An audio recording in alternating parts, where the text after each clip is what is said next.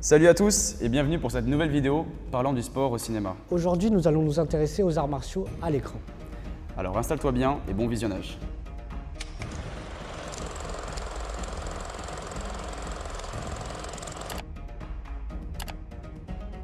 Les arts martiaux arrivent dans le cinéma dans les années 70, du moins popularisés. En effet, ce sous-genre aura mis du temps à se faire connaître. Il faudra attendre la rencontre entre la Golden Harvest, société de Hong Kong, avec l'acteur Bruce Lee, ainsi que la société américaine Warner Television.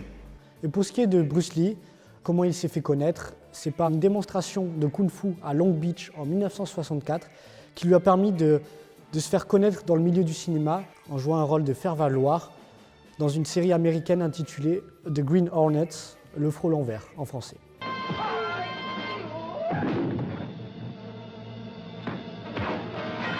Ce rôle, comme plusieurs rôles qu'il a eu au tout début, n'a pas vraiment marché aux États-Unis, mais il est devenu très rapidement une icône à Hong Kong et en Chine.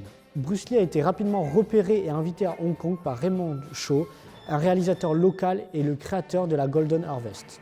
Et c'est en 1971, avec Big Boss, que Bruce Lee eut un gros tremplin dans le milieu du cinéma asiatique et international.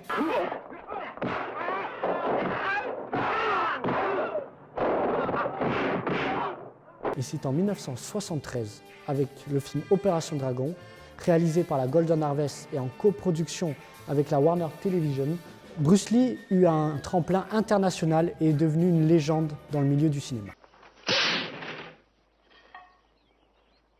Le bois ne rend pas les coups. Ah mais attends, c'est qui Bruce Lee en fait?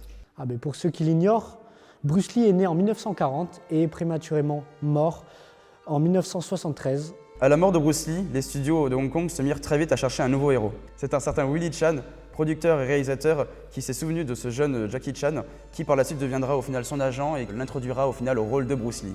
En 1976, Jackie Chan arrive dans le monde du cinéma. Dirigé par Lo Wei, il y tentera au mieux de reproduire le style d'arts martiaux de Bruce Lee.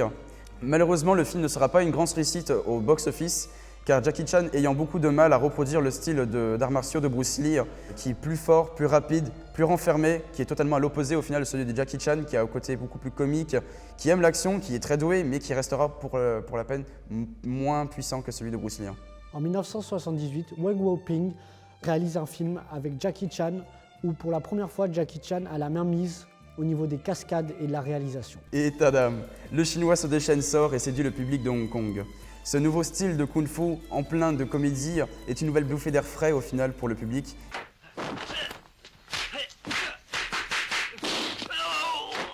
Et cela se confirmera par la suite avec la sortie de Le Maître chinois, 5 octobre 1978, qui mettra notre Jackie Chan sur la vague de la célébrité.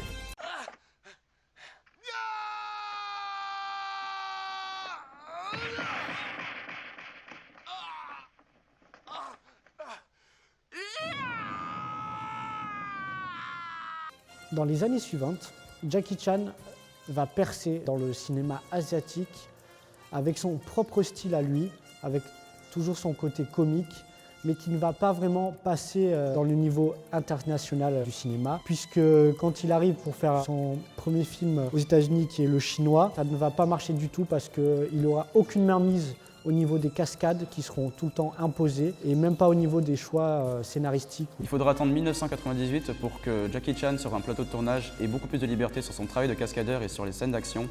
Et attention, boum, c'est le succès. Rush Hour 1 sort et c'est le succès au box-office avec plus de 130 millions de dollars de recettes seulement aux États-Unis. Ah, Beach Boys. Non, j'hallucine là.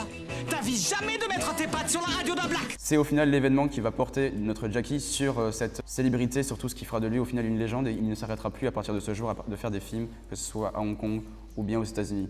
Comme par exemple Who I Am en 1998, la suite de Rush Hour 2 en 2001 et la suite de Rush Hour 3 en 2007.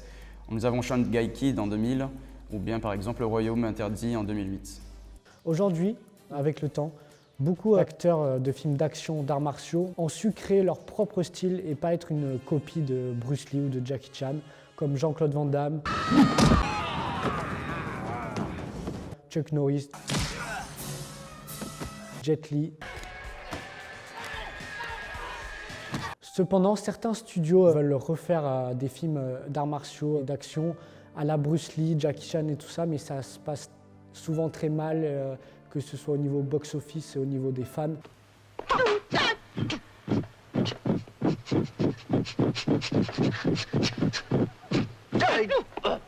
Mais oui, les films d'arts martiaux sont toujours déconsidérés, alors qu'ils ont apporté une révolution dans le cinéma occidental et même international, que ce soit au niveau de la réalisation, les zooms accélérés sur les visages lors des moments de tension et de combat.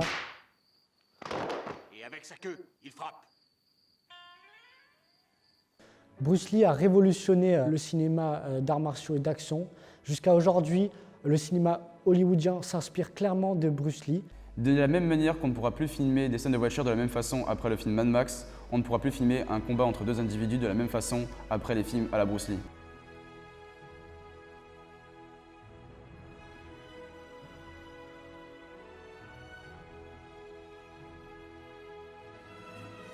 Merci d'avoir regardé la vidéo. N'hésite pas à lâcher un pouce bleu si la vidéo t'a plu, hein, Abonnez-vous. et à activer la petite cloche. À bientôt. À bientôt.